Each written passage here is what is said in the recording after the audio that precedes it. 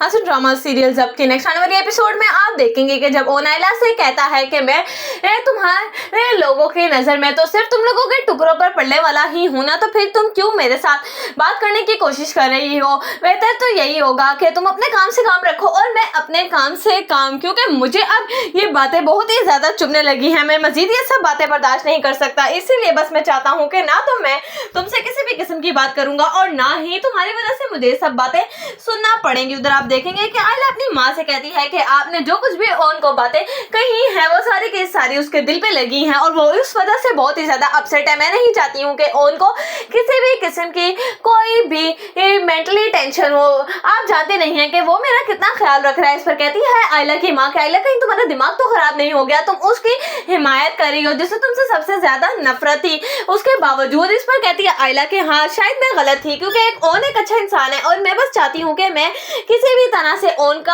Hurt ना करूं। आप जानती हैं कि हॉस्पिटल पे मुझे ताया जान ने किस कदर बातें सुनाई थी और वो ओन ही था जो मेरे सामने ढाल बनकर खड़ा हो गया और ताया जान को मुंह तोड़ जवाब दिया। नहीं तो आप जानती हैं कि उन्होंने आपकी बेटी के किरदार पर उंगली उठाने में कोई कसर नहीं छोड़ी थी। उधर आप देखेंगे कि जब जोया के बहुत ही ज्यादा ताल्लुकात बनना शुरू हो जाते हैं राफे के साथ और ये बात जब पता लगती है आखिर जोया के बाप को, तो वो कहते हैं शमसा से कि मैं तो कहता हूँ कि जल्द से जल्द इसकी शादी कर दो, कहीं ऐसा ना हो कि ये भी आयला की तरह हमारा मुंह काला करवा दे।